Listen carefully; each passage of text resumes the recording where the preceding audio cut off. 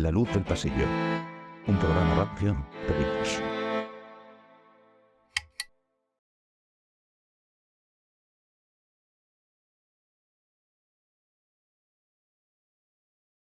Bienvenidos y bienvenidas a una nueva edición de La luz del pasillo. Hoy vamos a hablar en este programa de un autor y especialmente de una de sus novelas. El autor es Roberto Bolaño y la novela es 2666. Esta obra es quizá la obra sobre la que más veces se ha escrito en la lengua española en los últimos 20-30 años. Está en todas las listas hechas de las mejores novelas de lo que va de siglo XXI y ha suscitado polémicas, tanto grandes adhesiones como grandes rechazos, y igualmente que su autor. Roberto Bolaño es un autor de una obra extensa, muy truncada por su muerte prematura, pero que sin duda alguna va a suscitar el interés de los espectadores, de las espectadoras, de las oyentes de La luz del pasillo. Es un programa que nos han pedido mucho y es un programa que finalmente en la cuarta temporada vamos a hacer, vamos a abordar, porque además teníamos bastantes ganas de hacerlo. Para ello contamos con 3 invitados e invitada que bueno, pues van a desarrollar su opinión sobre la obra y sobre el autor. Quiero agradecer, como siempre, a Huerga y Fierro que nos haya cedido sus instalaciones aquí en la calle Sebastián Herrera número 9 para poder desarrollar esta edición de La luz del pasillo, y procedo a presentar a nuestros invitados.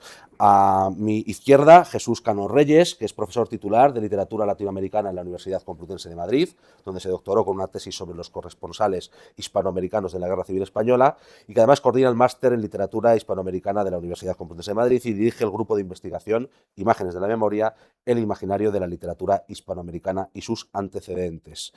Su trabajo académico se ha centrado en el impacto de la Guerra Civil en las letras latinoamericanas, tema al que dedicó la monografía La imaginación incendiada, corresponsales hispanoamericanos en la Guerra Civil Española.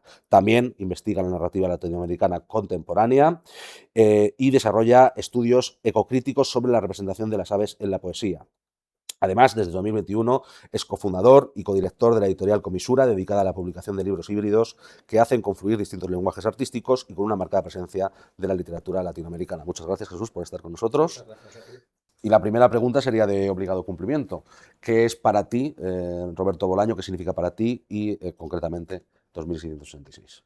Bueno, yo creo que como todos los escritores y escritoras que amamos, los amamos por una suma de circunstancias y de azares y de momentos que llegan a nuestra vida, y seguramente en esta conversación vamos a hablar de las razones, de las formas, de los temas, de la ética de Bolaño y de algunas cuestiones concretas, pero yo creo que debería responder que amo a Bolaño, que supone para mí un motivo de felicidad. Simplemente la lectura de sus textos me ha supuesto entrar a territorios fascinantes, me ha despertado preguntas, y particularmente 2666 es cierto que los amores van cambiando con el tiempo, igual que con las personas, también con esos escritores que nos gustan.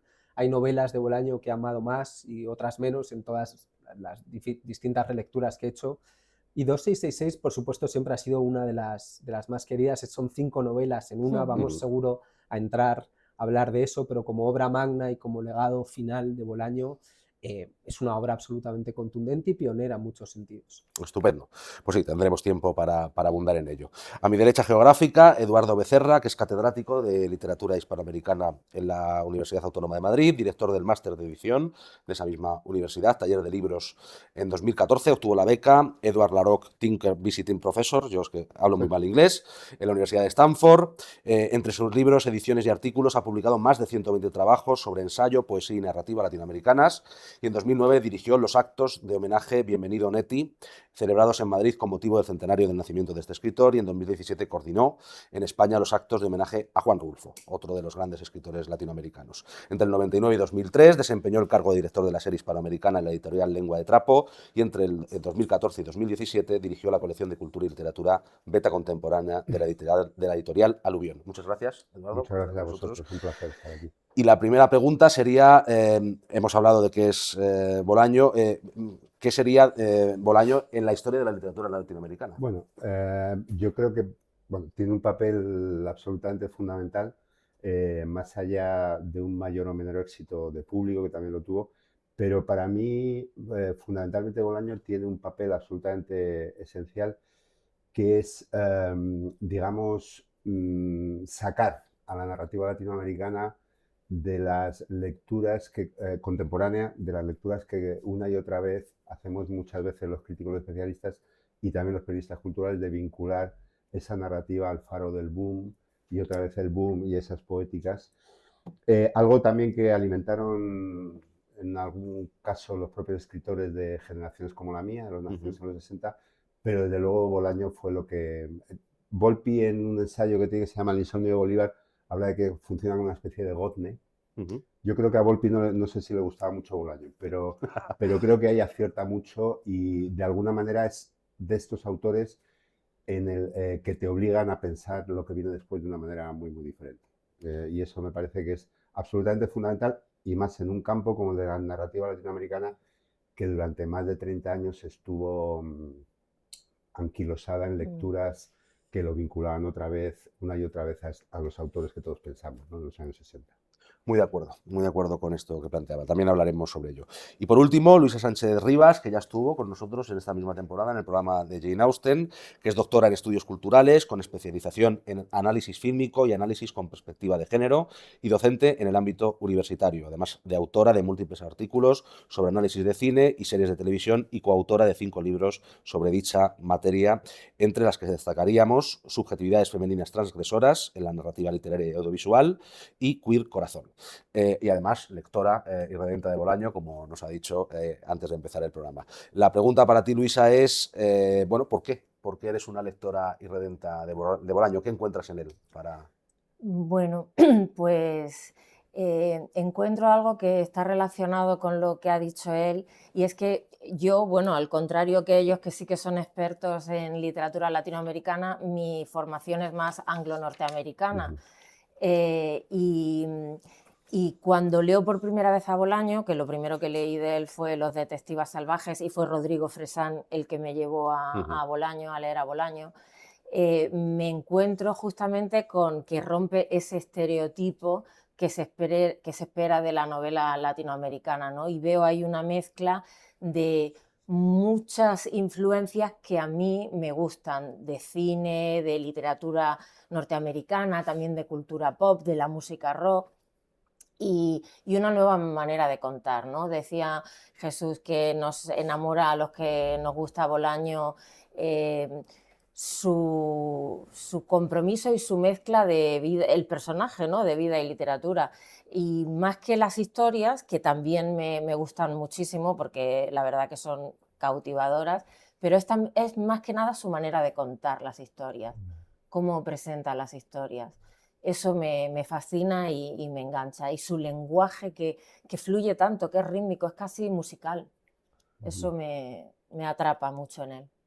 Bueno, yo les prevengo, ya lo he hecho a los invitados, que yo cometí quizá un error, porque la primera novela que leí de Bolaño fue 2666. Claro. Y tengo que reconocer que a mí en su momento me deslumbró absolutamente. Me pareció, bueno, pues una de esas novelas que te cambian completamente la vida. A partir de ahí empecé a leer. Luego la siguiente que leí, la segunda, fue Los detectives salvajes. Es decir, yo creo que empecé con el Bolaño más potente, y luego ya creo que he leído casi todas, menos los sinsabores del verdadero policía, que no la he leído, aunque la tengo.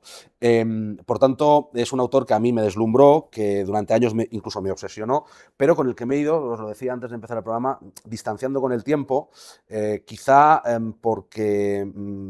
bueno, pues no sé, la vida te lleva por esos sitios, pero yo tengo que decir que yo soy un amante de Bolaño, un amante quizá que lo mira ya con despecho, pero me pasó una cosa que me ha pasado con él y me ha pasado con Pinson. Yo creo que son los dos únicos autores que me ha pasado, que cuando lo leí me dije, yo no sé si debo seguir escribiendo algo, porque es que esto es lo que yo quería hacer, es a lo que yo aspiraba, ¿no? Toda esta reflexión es para haceros una pregunta, que es ¿qué es lo que engancha de Bolaño? ¿Qué es lo que cuando lo lees por primera vez te atrapa, yo creo que de manera irremediable, o a lo mejor hay gente también a la que le repele de manera irremediable? ¿Cuáles son esas características, esos rasgos? Bueno, yo creo empezaría diciendo que se escuchan más las opiniones favorables a Bolaño que las críticas, que también las hay. O sea, yo así a lo largo del tiempo he escuchado escritores, escritoras, críticos que no le gustaban especialmente. Eso por un lado, ¿no? Y yo también lo entiendo. A mí Bolaño, en cuanto a la escritura, estando muy de acuerdo con lo que ha dicho ella, me parece que tiene una aparente simplicidad en su escritura. O sea, parece que es estos escritores geniales que parece que esto lo podría hacer yo, ¿no? Es una cosa bastante simple. Y realmente cuando vas leyendo ves que tiene muchas capas y que tiene una escritura que te atrapa mucho, una mirada también, que es verdad, lo que yo creo que la política de la mirada en Bolaño es absolutamente fundamental, es también clave y me parece que es otro factor que engancha. Y luego me parece que hay, pero esto es una cosa que yo no participo, es una impresión, me parece que también tiene una parte de novela muy para escritores y tiene una especie de épica de la juventud y una genealogía romántica en su sentido más básico que me parece que ha enganchado bastante, que eso cada vez es más difícil, a un estereotipo, a un prototipo lector joven. Y esto creo que ha influido muchísimo. O sea, yo creo que muy pronto se ha dado la evidencia de que había bastantes escritores jóvenes que en cuanto rascabas un poco se veía detrás de esa sombra, cosa que no es bueno, pero me parece que esa épica de la juventud teñida de romanticismo de jóvenes escritores y sobre todo jóvenes poetas, pues es un aspecto muy interesante que los escritores de Bolaño son todos poetas, me parece que son algunos de los factores, no los únicos. Sí, yo creo que precisamente ese mito del personaje Bolaño que se ha construido, ¿no? que él llegó a la cima de la literatura pues desde una vida materialmente precaria, desde oficios, un migrante que se desempeña aquí con una serie de oficios de supervivencia y sin embargo llega a las cotas de la literatura, ¿no? Eso empezando como poeta. Entonces, para mí hay un mito del artista que es muy cautivador. Él consigue persuadir de que es posible, ¿no? Y en ese sentido, claro, es una figura fascinante y ese romanticismo de la literatura o del escritor yo creo que es otro de los puntos centrales del legado de Bolaño, ¿no? Esa mirada de la literatura como una épica de la derrota, ¿no? En alguna entrevista decía, es que escribir es como un samurái que pelea contra otro samurái, ¿no? Contra un monstruo. Dice, saber que vas a salir derrotado y aún así dar la batalla, eso es la literatura, ¿no?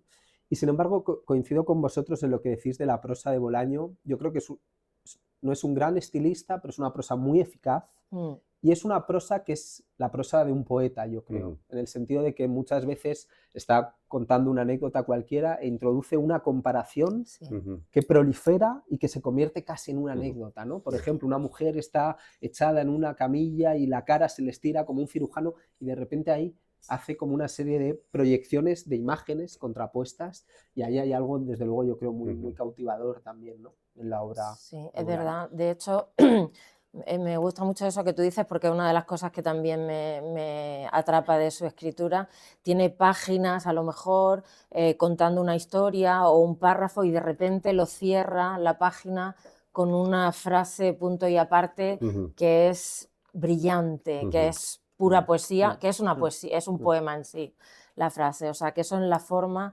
también es muy... Y luego, por supuesto, lo del mito que tú decías y lo de la juventud, es que esa idea de hombre ahí escribiendo enfebrecido, viviendo muy precariamente, haciendo trabajos de tal y cual, es que es un mito romántico de libro. Enfermo, además. Enfermo, que por otro lado también él es autor de ese mito, ¿no? Porque él desde muy joven está como determinado a yo voy a ser escritor y además voy a llevar una vida de escritor, o sea, eso él se lo propone. Y llevar una vida de escritor, pues significa vivir un poco esa vida medio lumpen y precaria, marginal.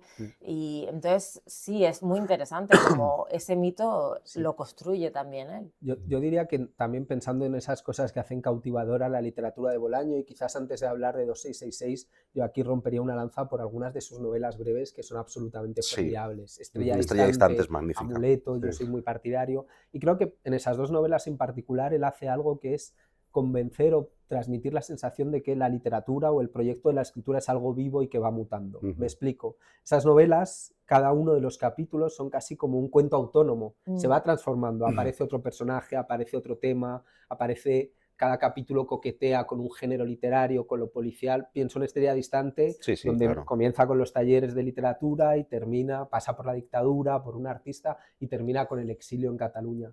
Y sin embargo, hacer eso, que cada uno de los capítulos sea casi como un cuento autónomo y que sin embargo la novela luego mantenga su columna vertebral, es muy difícil, ¿no? Que el lector se mantenga en eso. Y yo creo que él ensaya precisamente esa forma, que es muy especial en las novelas breves, y luego en las dos grandes 8000 que tú decías, Los Detectives Salvajes y 2666, prueba al máximo, ¿no? Y al final demuestra, como él mismo decía también en alguna entrevista, que la literatura uno siempre aborda los mismos temas, ¿no? Lo decía Juan Rulfo, el amor, la vida, la muerte, no hay más. Lo que importa son la búsqueda de nuevas formas de contar. Y Bolaño, que defendía también eso, lo decía así, ¿no? ¿Qué nos queda hacer en el siglo XXI? Una novela que no repita primero las mismas formas y las formas del boom ya agotadas, sino que sea exploración, que sea cruce de voces. Y eso es lo que él va a hacer en sus dos grandes novelas. Sí, él se refiere, si no recuerdo mal, a la de Bioy Casares, a la de Sí. la invención de Morel, ¿no? Después de la invención de Morel. Sí, que queda, o sea, no se puede hacer una novela solo sostenida Sí. en el argumento, cosa que sí se puede hacer. O sea, otra cosa es que él lo que plantea es que no se debe hacer, ¿no? Bueno, había una pregunta que ya la habéis destripado por completo, que era si Bolaño era un mito. Y había una mixtificación incluso de la figura de Bolaño, una mitificación de la figura de Bolaño, es decir, al final es casi un poeta romántico francés, ¿no? En el que se confunde la vida con la obra. Lo que pasa es que yo creo que una diferencia fundamental con los poetas románticos franceses, que es que él hizo porque eso se supiera y se conociera, ¿no? Es decir, a diferencia quizá de ellos que vivían de una manera mucho más sin pensar en la posteridad, ¿no? La pregunta a la que voy es, ¿creéis que Bolaño estaba construyendo un mito o que realmente, como él decía también, él se estaba jugando la vida? Es decir, era una apuesta vital a vida o muerte por la literatura. Es una pregunta difícil porque es pura especulación. Pueden ser pero ambas bueno, cosas ciertas, ¿no? y ambas Sí, cosas pueden yo ser creo ciertas, que un poco las dos cosas. Yo creo que él realmente sí hace ese compromiso desde muy joven, desde adolescente, con que él va a hacer una apuesta por vivir a vida o muerte, que él mismo dice que es una manera exagerada de decirlo, pero que al final es cierta y de hecho se cumple de alguna manera en su manera de vivir. Creo que ese compromiso suyo es honesto y es cierto, pero al mismo tiempo también creo que en esa seguridad en lo que hace y en la obra que está construyendo, él también la complementa con una manera de vivir. También es una manera de escribir, el vivir como escritor para él. Es una manera de performance, ¿no? Como lo que hacía con los infrarrealistas. Entonces, creo que es un poco las dos cosas. Él se construye como autor y construye la obra. Yo, es que es una pregunta complicada. A mí me parece, o sea, por ejemplo, me parece que realmente él tiene una biografía que es muy mitificable. O Sí, sea, claro. no Sí, lo podemos negar y Sí. no es una biografía buscada No. de una impostura así, sino él realmente, bueno, él tiene esta juventud en México, donde se dedica a hacer el gamberro y a escribir unos cuantos poemas, etcétera. Y luego, bueno, viene a España y viene a lo que viene, pero pasa lo que pasa y trabaja en un camping, ¿no? Y bueno, el éxito le llega con bastantes cosas ya escritas, ¿no? Y ahí realmente yo, o sea, yo creo que el propio hecho de que fuera un escritor que publica en Anagrama, pero él siempre vivió en Blanes, yo las pocas veces que le conocí, lo que podía hablar con él, no me pareció nadie especialmente interesado en brillar en el mundillo académico, en el mundillo literario, perdón. Y en ese sentido me parece que también la construcción me parece que ha venido más de fuera, ¿eh? Y luego ha venido ya el último paso, que fue esa mitificación en Estados Unidos, coincidiendo con la muerte de Roberto Bolaño antes de publicar 2666, y evidentemente esos son factores que también influyen, ¿no? O sea, Sí, bueno, o sea, pero me parece realmente yo creo que siempre el éxito genera muchos recelos, ¿no? Por parte de sus competidores. colegas y competidores. Y yo a veces lo he notado bastante, pero realmente siempre me parece un tipo que desde el principio hizo lo que quiso y sobre todo dijo lo que quiso, Mm. que eso le llevó a hacer pocos amigos, o sea que... Sí, no, Entonces, no. me parece un poco que o sea, él, quiero decir, él alimentó su figura, pero no me parece que fuera como un plan, ¿no? Sí, sí. Ahora, eso sí, Esto es lo que quería decir. la construcción exterior, desde luego, tenía muchos asideros para conformarse, ¿no? Esa imagen.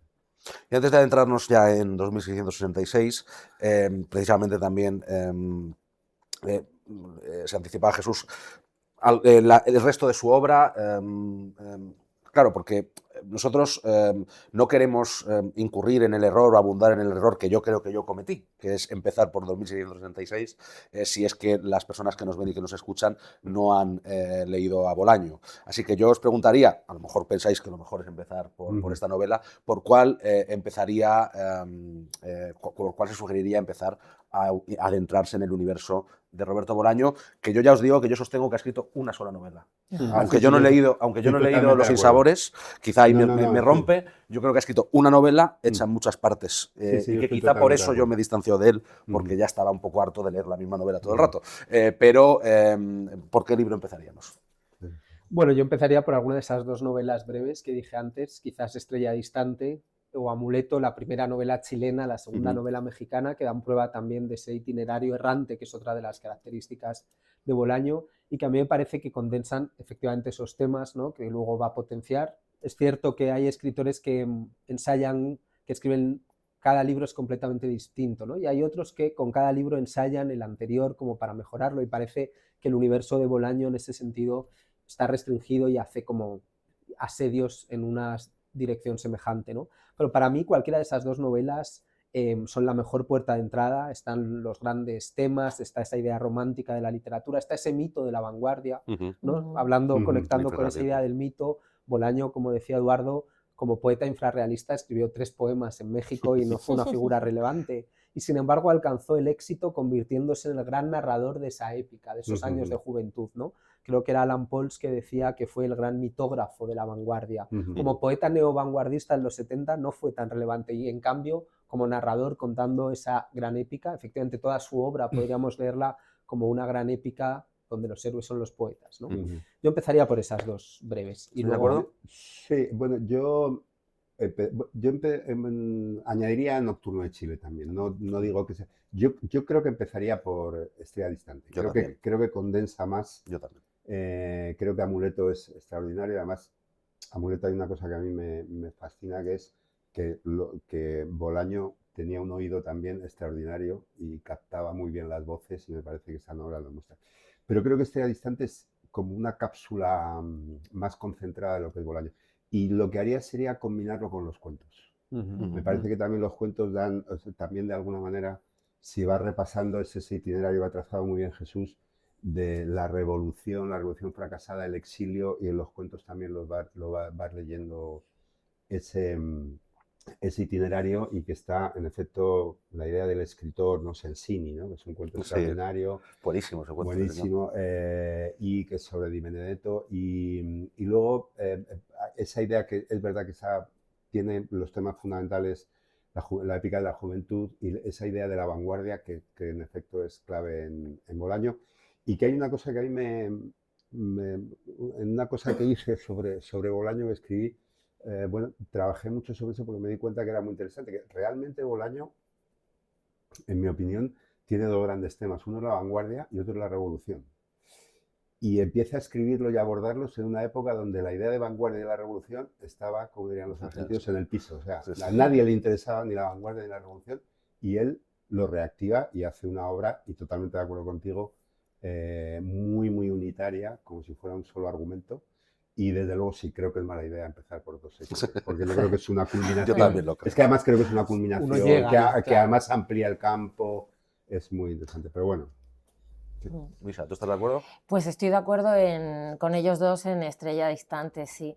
Pero fíjate, tampoco me parece mal empezar con Los Detectives Salvajes, que es la novela que un poco le da el éxito, que fue con la que yo empecé, porque es una novela donde está esto que decís vosotros de la épica de la juventud, con un relato muy apasionado, con el amor por la aventura, y yo creo que ese tono engancha mucho. Estoy pensando, claro, en que se empieza a leer joven, ¿no? Que es cuando quizá lees, no necesariamente con más voracidad, pero sí que es verdad que engancha mucho esa pasión y esa épica de la aventura, de la juventud, de vivir como uno quiere y, y luego junto con elementos de una cultura que ya resuena mucho, ¿no? En las generaciones jóvenes. Entonces yo creo que eso puede enganchar a entrar al universo de Bolaño y a ir explorando esas otras capas que quizás son más complejas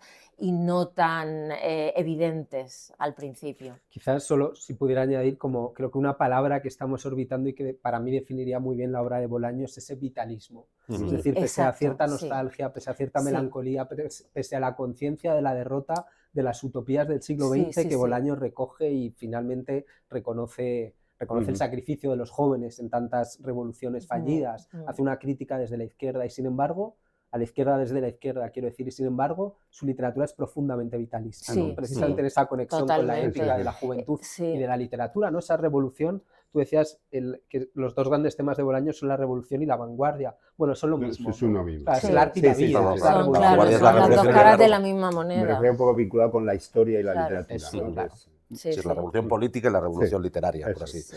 por así decirlo. Bueno, vamos ya a 2666. Antes también bromeábamos fuera de cámaras sobre los que le decimos 2666, los que dicen 2666. Bueno, cada uno que lo diga como quiera. Yo supongo que totalmente virgen de influencias de ningún tipo, que porque yo así leí este libro por primera vez, lo he leído 2 veces. Pues así se me quedó y así lo llamaré siempre. Bueno, supongamos que hay gente que ya ha leído Estrella Distante o que ya ha leído Los Detectives Salvajes y que ¿con qué se va a enfrentar en 2666? ¿Cuáles son los elementos que destacaríais por encima de otros en esta novela, en esta novela Río, este monumento a la literatura que es 2666? Quizá en estas 5 novelas, ¿no? También Sí, bueno, podemos- son 5 novelas en una. Sí. Luego Bueno, os preguntaré cuál es vuestra preferida, vuestra parte preferida. yo creo que eso de la parte preferida puede cambiar según la época en la que tú estés. Puede ser. Em, Pero bueno, esa es la pregunta después. Vamos es- primero a la... Bueno, se van a encontrar, como decía Jesús, con 5 novelas en la que yo creo que hay gustos para todos, ¿no? Novela de campus, que a mí, por ejemplo, me interesa, quizá porque también me dedico a la universidad, pero igual antes también es un tema que, no sé, con Jeffrey Eugenides, otros autores también me han gustado mucho las novelas de campus. Y con otra vez el tema del thriller o del policíaco como una excusa, ¿no? El misterio, el perseguir un misterio. Siempre hay también como la persecución de un misterio que al final no está el misterio, sino bueno, las cosas de la vida misma. Y bueno, pues historias, hechos, una mezcla de ficción en realidad, un tratado sobre la literatura y todo ello conectado sobre un tema que me parece muy interesante y muy pionero también cuando él lo trata en la literatura, que es el tema de los feminicidios en Ciudad Juárez. Que no está realmente tan tratado en literatura. Yo no sé, pero que yo sepa, conozco a una autora chicana, Alicia Gaspar de Alba, y luego la parte de la novela de los crímenes de Bolaño. Y me gusta mucho que es muy rotundo justamente también en esa parte. Quiere dejar ahí como un testimonio de qué está pasando aquí y bueno, pues es una novela que dentro del también el entretenimiento que propone y el juego es un acto político también, me parece, muy, muy potente. Es un poco complicado también, no sé si voy a decir tan bien como ella. Yo creo que dentro de esa novela única que estuvo escribiendo Bolaño hasta 2666, yo creo que era como una especie de gran mapa de lo que podríamos llamar la infamia latinoamericana.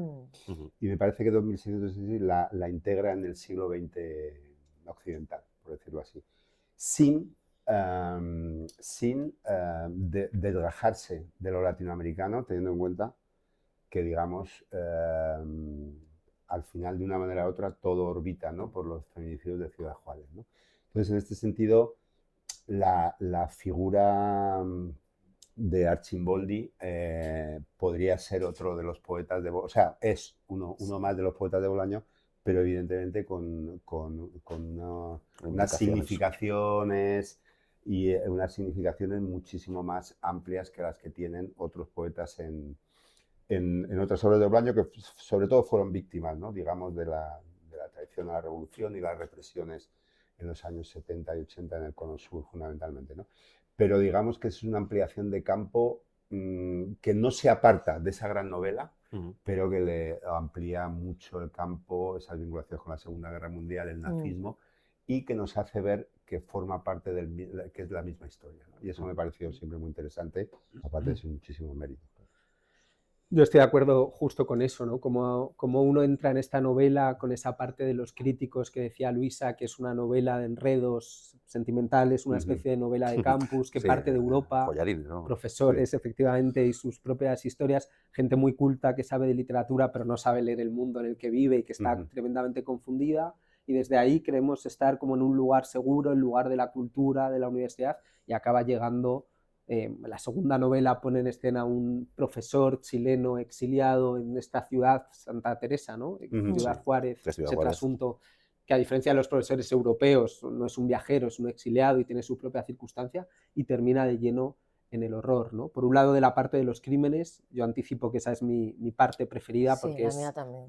Decir preferida creo que incluso no es la palabra adecuada, es sencillamente la que brutal, más... porque son 400, para quien no haya leído la novela, 450 páginas en las que se describen de forma aséptica el hallazgo de 100, 90 y tantas, ciento y poco cuerpos de mujeres violadas, torturadas, asesinadas, y desde luego es profundamente desagradable de leer, y mucha gente dice, no pude con esa parte. Bueno, el objetivo de Bolaño era precisamente ese, ¿no? Incomodar al lector. A mí me pasa una cosa, quizás que estoy mal de la cabeza, pero cuando terminé la parte de los crímenes, me entró un ataque de risa histérica.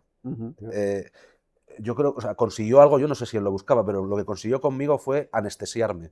Fue la primera vez que tuve conciencia de lo que ahora estamos viviendo, pues, por ejemplo, con lo de Gaza, ¿no? O sea, que es que llega un momento en el que de tanto ver algo, te terminas anestesiando. Y entonces yo creo que me hizo enfrentarme al espejo y me entró un ataque de risa histérica, no de risa de que me estuviera riendo, sino incómoda, o sea, fue... impresionante, aunque no es mi parte preferida, pero fue increíble. Además esa asepsia creo que es más efectiva. Claro, yo recuerdo cómo era, ¿no? Le rompieron la epiglotis, no sé qué, o sea, te lo va diciendo, claro, como si fuera un informe de cualquier médico forense, ¿no? Perdona que te interrumpa. No. Claro, al final el lector siente ese mismo desgaste ante tantos crímenes repetidos, ¿no? Por otra parte, no hay un culpable, ¿no? No se encuentra un asesino, es una novela policial fallida en ese sentido, porque claro, en realidad es mucho peor, el culpable es la violencia sistémica, claro, ¿no? Y es esa violencia del siglo XX, en el fondo, que decía Eduardo. Para mí esa parte es tremendamente eficaz. Y la última, que es la parte de Arcimboldi, también, es decir, como decía antes, respecto a las novelas cortas, también aquí, cada una de las partes convierte la novela en otra cosa. No es como un artefacto al que se le añade una nueva pieza y lo hace más complejo y lo hace mirar hacia lugares distintos, ¿no? Sin que haga que pierda cohesión, que es uno de los riesgos posibles que Bolaño no... Arcimboldi, no pasa nada porque lo desvelemos, porque desde luego en esta novela el tema argumental no es lo que va a definir si te interesa o no te interesa, es un premio Nobel del que una especie de personaje pinsoniano, ¿no? Que no se le conoce mucho, que mira cómo está como desaparecido, y que es, junto con los crímenes de Ciudad Juárez en la inventada Santa Teresa, los dos hilos conductores fundamentalmente de la novela, sobre la que se articulan las 5 historias. Ha faltado la de Fate o Fate, no sé cómo se dirá, que sería la quinta, digamos. Bueno, ¿qué es tu preferida? Es mi preferida. Sí, la de Fate es mi preferida. A mí esa me parece que es una absoluta maravilla literaria, el mundo en el que se mete, los personajes que van pululando por allí. Bueno. O sea, sí, porque esos personajes son también un poco pinchonianos, ¿no? Sí, claro, sí, quizá por eso. A mí, yo me acuerdo es que hace ya mucho... Pinchon he visto que no te has distanciado. No, de Pinchon.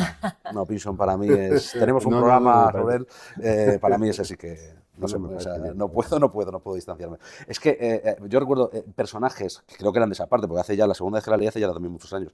Había un negro del Partido Comunista Sí, estadounidense sí. fabuloso.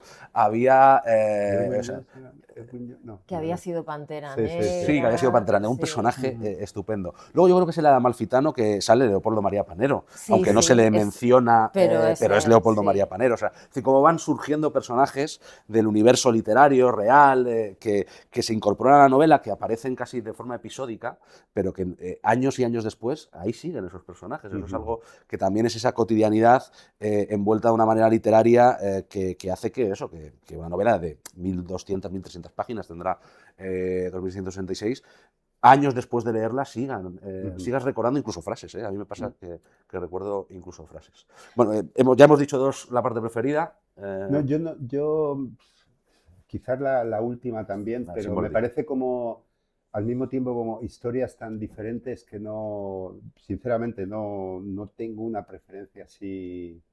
eh, Además, lo que más me gusta es que digamos que todo era como un crescendo, ¿no? O sea, cuando creías que todo, Sí. ya no me puede sorprender más, en la otra parte de nuevo te quedas fascinado, ¿no? Y en ese sentido realmente no tengo preferencias, no es por nada.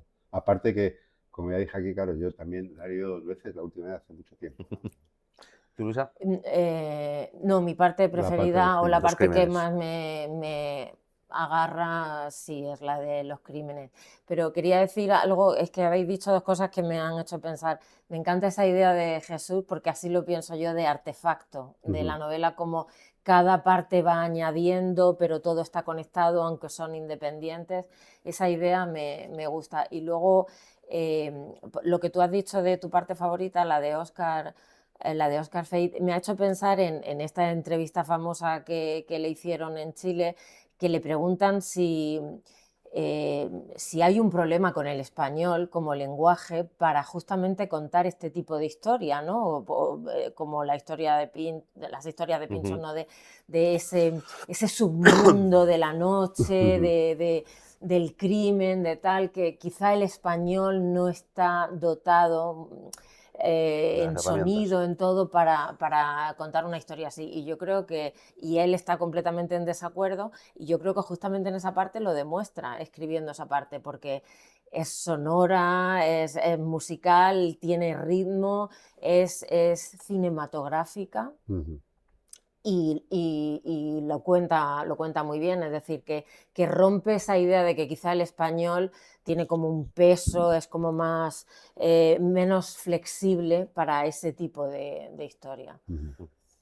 Bueno, yo antes creo que era Jesús el que lo decía, que no era un gran estilista o algo así. Yo creo que quizá, fíjate que lo que más llama la atención de Bolaño, por lo menos en las primeras lecturas, es precisamente el estilo. ¿Estáis de acuerdo en que no es el estilo lo que...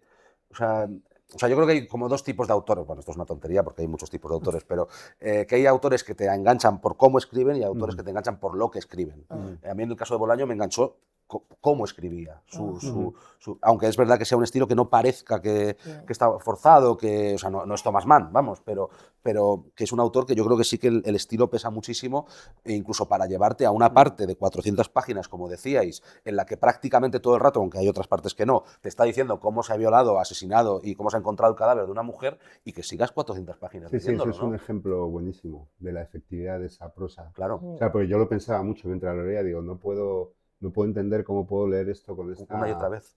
con este discurso y con esta, ¿no? que todo fluye así.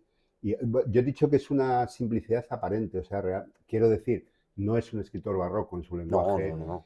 porque ha dicho una cosa que le iba a comentar, ha dicho una cosa antes Jesús que es muy interesante, que es verdad que también utiliza un lenguaje con ciertos ecos, ¿no? Y acentos poéticos, pero de un poeta que por otro lado es bastante prosaico, Sí, ¿no? Es sí, bastante sí, paradójico sí, eso, ¿no? sí. En cambio también es una poesía que te reverbera, ¿no? También. Pero entonces en ese sentido yo creo que tiene, o sea, que tiene una marca de estilo. Y lo que ocurre es que, claro, ya ahí eso es un poco indefinible, ¿no? Pero realmente es un estilo nada rebuscado, nada barroco, pero que evidentemente sabe penetrar y construir miradas complejas, ¿no? Sobre lo que ve. Pero me parece... esto es un tópico, ¿no? Pero me parece un buen ejemplo de escritor donde la forma y el fondo, que ya sé que nunca deben separarse, pero que, vamos, encajan perfectamente, ¿no? Hay escritores, o sea, esta falta de solemnidad a la hora de escribir, por ejemplo, la parte de los crímenes, me parece que es mucho más efectivo, ¿no? Claro. Pero esto es un poco mi sensación, ¿no? Bueno, de hecho, a mí me pasa una cosa, yo no me quiero ganar enemigos, pero es así, que luego, después de haber leído a Bolaño, he leído a Villoro, he leído a Patricio Pron, y me han parecido, sinceramente, burdas copias. O sea, yo decía, bueno, no sé, lo lamento mucho, o sea, no tengo nada en contra de ellos ni nada por el estilo, pero he dicho, bueno, esto es como que si estos no hubieran leído a Bolaño, no sé si tendrían voz. Bueno, Yo Villoro creo no que lo eso- sé, porque es un poco, yo creo que incluso es anterior, un poquito anterior. Bueno, Pero yo es bueno, que leí luego sí, la onda expansiva. Yo a veces, Patricio Pron, que en algunas cosas de él, más como cuentista me interesa, pero sí yo a veces noto Bueno, un en Pron cierto es aire. muy evidente, ¿no? O Bueno, sea, yo creo que hay reverberaciones. Eso habla del poder de la claro, de la obra de fuerza. Bolaño para abrir caminos y cómo no los que han llegado después han tratado de tantear a partir de esos caminos su propia voz, ¿no? Yo creo que es innegable la influencia de Bolaño en en los últimos 30 años, ¿no? 25, 26, las últimas 3 décadas de la narrativa latinoamericana. Bueno, esa angustia de la influencia, ¿no? Muchos han tenido que escapar precisamente por ahí, unos siguiendo su camino y otros. Pero ¿cuántas novelas hemos leído, por ejemplo, después con estructuras corales como Los detectives salvajes, en torno a un personaje que no está y hablan todos los que lo conocieron en un momento u otro, por poner un ejemplo, ¿no? Claro, yo creo que ese es otro de los valores del mito Bolaño, es su productividad. Cómo ha sido productivo para tantos escritores, algunas veces quizás fallidamente hasta el hartazgo, pues nos ha podido hartar, y otros, en cambio, han sabido coger ese relevo para llevarlo a nuevos lugares. Bueno, es que lo decía al principio Eduardo, yo creo que muy acertadamente, ¿no? Que a veces, a mí me da la sensación de que Bolaño, y que por eso me deslumbró tanto en su momento y demás, es muy escritor para escritores, que te abre nuevas formas de escribir, de adentrarte en la literatura, y que especialmente a la gente que escribe o que es muy lectora. Yo, si fuera escritor joven, Claro. me vería casi imposibilitado de no. Claro. Un tipo, además, que tiene reconocimiento, un cierto éxito, y que hace esa épica de la juventud poética, además, y de la idea de vanguardia. Es un poco irresistible, creo yo. Para lo bueno y para lo malo, como dice Jesús. Claro. Vamos encarando la recta final. Pero quería preguntaros, bueno, si dos preguntas, ¿no? Que siempre han sobrevolado sobre esta novela. La primera es si hubiera sido más efectiva o no con la voluntad de Bolaño antes de fallecer, que es que se hubieran publicado las 5 partes de manera independiente, o que funciona mucho mejor como un todo. Y la segunda es si notáis, también se ha hablado mucho de esto, para el que no lo sepa, esta novela se terminó con Bolaño. Bueno, Bolaño murió y no la terminó de corregir todo lo suficiente. Si la notáis inconclusa o en este propio estilo, en esta propia propuesta, eso no se nota. A mí me parece que funciona muy bien como un todo. Me gusta la decisión que tomaron de hacer un volumen con las 5 novelas, que por otro lado también tú como lector puedes jugar, ¿no? a quizá decidir cuándo quieres leer cada parte. Pero creo que sí, que añaden y que al final el artefacto queda muy bien con los 5 volúmenes. Y luego la otra pregunta. Si está cerrada. Lo de si está cerrada. Claro, pues. Sobre todo si lastra. Sí. Puede no estar cerrada, pero bueno, eso también es parte quizá podría ser parte de la intención, del juego, de la imperfección de la novela, que él dice que además es que la novela es un género imperfecto, pero que justamente admite esas imperfecciones, y esas imperfecciones pueden incluso ser interesantes. Para mí justo esa es la clave, es decir, para mí no lastra en absoluto, faltarían unas cuantas páginas, probablemente no muchas, pero el propio Bolaño en 266 defiende esas poéticas de las novelas imperfectas, esos grandes ejercicios, ¿no? Entonces, Yo la comparo con otra novela de otro gran escritor que murió a la vez, que es Juan José Saer, que dejó otra obra magna y magnífica, que es La Grande, a la que también le faltaba un último capítulo y sin embargo da igual, está acabada. Uno siente que está ante obras completas que han dicho todo lo que tienen que decir, por mucho que falte quizás, bueno, la última capa de barniz algunas páginas, ¿no? Yo nunca pienso en 2666 como novela inacabada, aunque efectivamente lo sea. Respecto a la publicación no lo sé, no sé si hubiera sido tan relevante si lo hubieran publicado en 5, supongo que se habrían hecho luego ediciones reuniéndolo. Pero ahí la pregunta interesante para mí, no sé, creo que no tenemos tiempo para entrar a ese debate, es hasta qué punto ha sido ilegítimo respetar o no la voluntad de Bolaño. Claro, sí, bueno, sí eso que lo sería- es. sería un debatazo. Sí, Sí, Sí, sí. yo Lo que pasa es que, perdón, sí, yo creo que la voluntad tenía mucho que ver con la pasta, ¿eh? Porque él estaba pensando que se moría En los y, hijos, y él ¿no? quería, Sí. él quería dejar Sí. No, no, esto sí, de sí, sin manera que duda. diese más Pensaba dinero. que iba a ser más sí, productivo. no, y- yo creo, o sea, yo creo, todo el mundo dice, y creo que es verdad que es el principio de la causa de la ruptura de Herralde, o sea, de Bolaño, de la Los herencia de herederos. Bolaño a los herederos con Anagrama, esa primera cosa, pero vamos, yo soy un absoluto defensor de la publicación conjunta, sin ninguna duda. Yo también. Creo, sí, seguramente luego se harían, pero me parece que es una novela que es muchísimo mejor, más redonda, sí, sin ninguna duda. Y luego lo otro es, yo me he perdido muy rápido una anécdota muy curiosa. Yo una vez estaba cenando con Bolaño, no estaba ya muy bien, y estaba cenando con otra gente y una mujer le preguntó que qué estaba haciendo ahora y dice, estoy escribiendo una novela que va a tener 1150 páginas y voy por las 750. Yo cuando tuve en mis manos el ejemplar Sí, son original de 1151, 266, Fuiste a mirar, a me ver. parece que más o menos Sí, eran 1130 y exactamente, tantas o 1000. me parece que era prácticamente lo que dijo el Bolaño.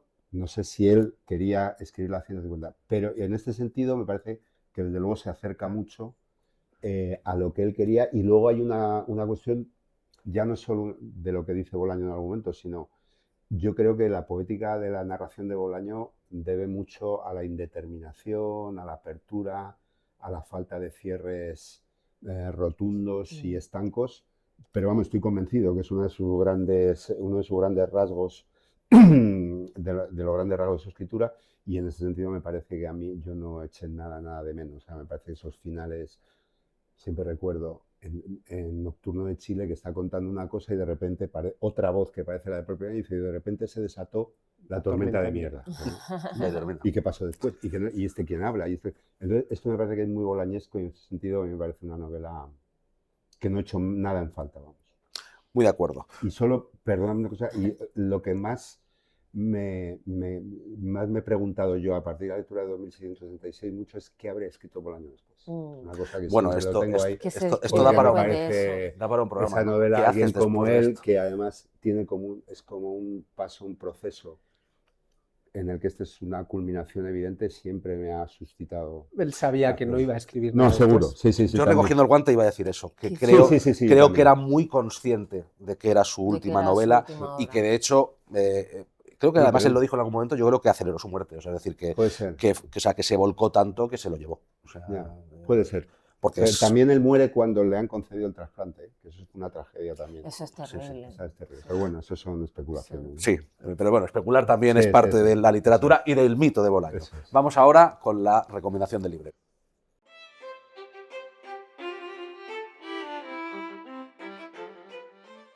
Pues vamos ahora con nuestra sección de la Biblioteca de Carballo, este homenaje a Vázquez Montalbán, en el que aconsejamos o desaconsejamos libros que puedan ser del propio Roberto Bolaño o de cualquier otra cosa que nos interese a los invitados recomendar o desaconsejar. Empezamos, si quieres, al revés, Luisa, esta vez. Pues mira, voy a empezar, había traído un libro, pero se me ha ocurrido sobre la marcha por hacerle un guiño a Bolaño, una novela que es un clásico, que a él le gusta mucho y que a mí me parece maravillosa, una obra maestra, que es Últimas tardes con Teresa, Oh. que bueno, que se desarrolla en Blanes. Él cuenta que cuando fue a vivir a Blanes, Blanes era como una palabra para él muy mágica porque ya estaba, digamos, en su imaginario, ¿no? Había leído de muy joven Últimas tardes con Teresa y de hecho le hace guiños en Los detectivos salvajes a Joan Marcet, y a mí es una novela que me Maravillosa, parece maravillosa novela. que hay que leer porque es maravillosa, una obra maestra, una de mis Uno de los mejores favoritas. personajes de la historia de la literatura. Hombre, el Pijo aparte, yo creo que si además sí, has leído de adolescente o relativamente joven, el Pijo aparte se queda ya contigo para toda la vida. Sí. Y luego quería recomendar una novela que también trata de un escritor latinoamericano, de un mito, del mito del escritor latinoamericano, de Esther García Llobet, Cómo dejar de escribir.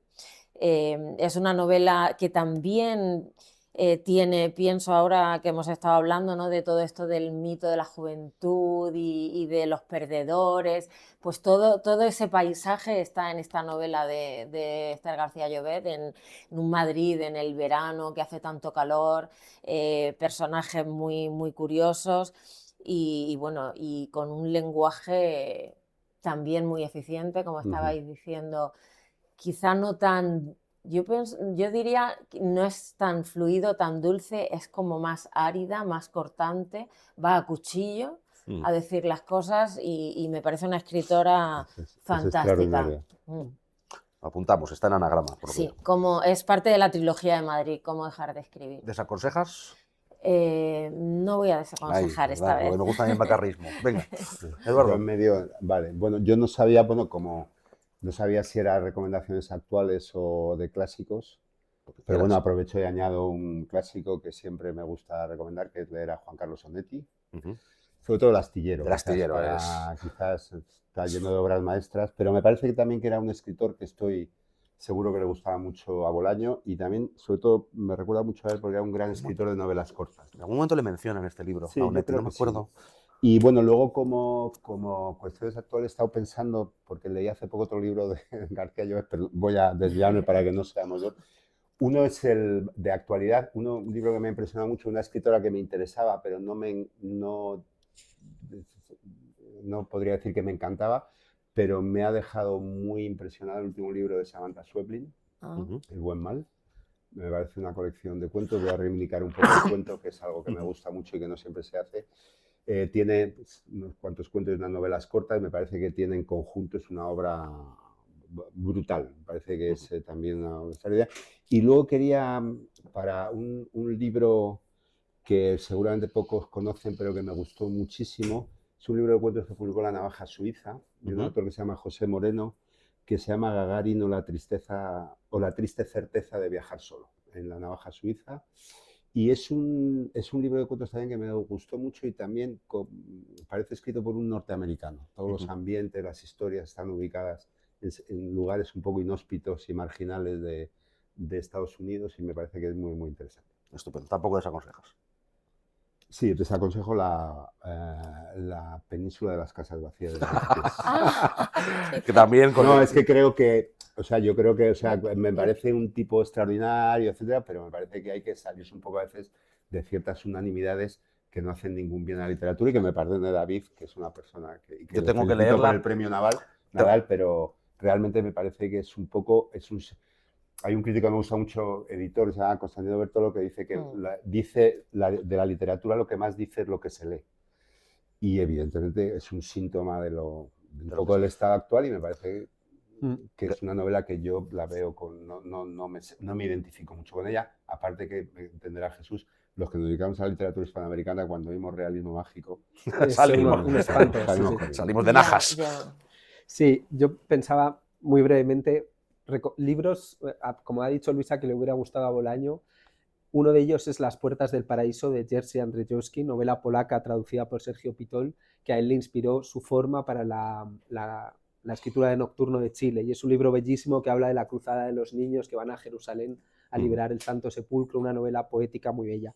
He traído tres, así que muy, muy brevemente. Uno es Marimonda, de Mario Escobar Velázquez, publicado por Muñeca Infinita. Es la recuperación de una novela colombiana de los años 70-80, una novela bellísima que desplaza ese foco antropocéntrico de la mirada y está, digamos, apegada a la mirada de un mono araña. Entonces realmente es un logro formal y una novela muy emocionante.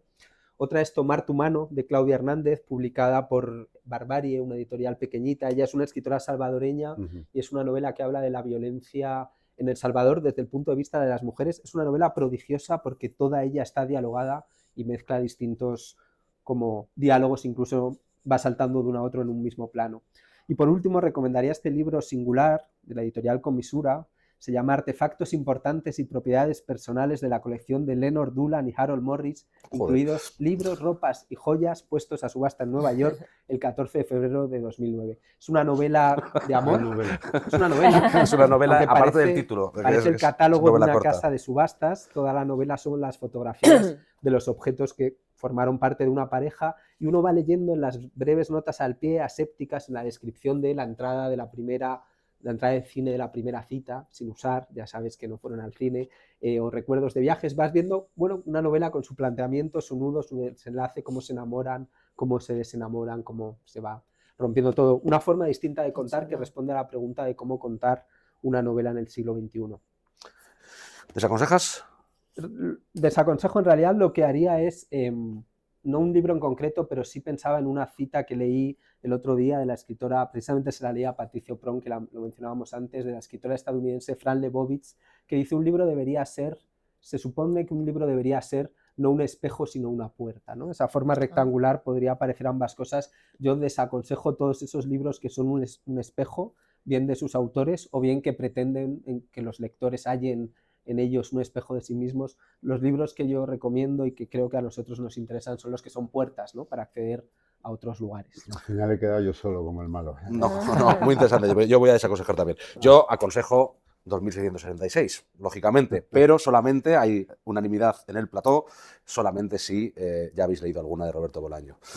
Recomiendo también este libro que leí en su momento, Bolaño Salvaje, que es, bueno, pues una visión caleidoscópica del personaje, porque, en mi opinión, en este personaje no se puede disociar la obra del autor. Y quiero desaconsejar, lamento abrir el melón, que lo quería haber abierto antes, al final del programa. Yo quiero desaconsejar la poesía de Roberto Bolaño. A mí me parece realmente mala. Creo que afortunadamente para la literatura no triunfó y se dedicó a escribir muy bien prosa poética, pero para mí la poesía es otra cosa y lo siento mucho porque igual tenéis una opinión completamente distinta y me hubiera gustado el debate, pero la poesía la desaconsejo enormemente. Muchas gracias por haber estado con nosotros en La Luz del Pasillo. Sí. Espero que volváis. Bueno, Luisa ya había vuelto, ya era su segunda vez y como siempre quiero agradecerle a Borga y Fierro que nos haya cedido las instalaciones para la grabación de este programa.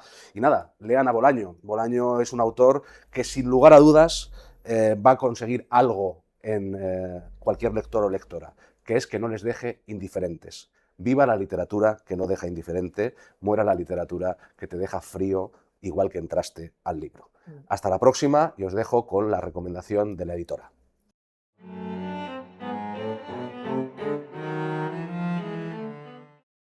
Hola, buenos días. Soy José de la librería Divisor y en estos tiempos de guerra os quiero recomendar un libro que es Sonámbulos, de Christopher Clark, Las causas de la Primera Guerra Mundial. Aunque es un libro de hace 10 años, del 2014, está muy actualizado porque, comparando estos tiempos de guerra con los de hace un siglo, todas las naciones, las personas tenían una alegría especial, si vais a los documentales del momento, de entrar en guerra. Las personas, los imperios, los estados de gobiernos imperiales. Ahora es un libro de bastantes páginas, os costará leerlos, pero es perfecto para estos tiempos de época. Ahora en la librería estamos vendiendo muchos libros sobre la Europa de entreguerras, entre la Primera Guerra Mundial y la Segunda Guerra Mundial, que muchos historiadores, muchas personas piensan que se asemeja a esta época.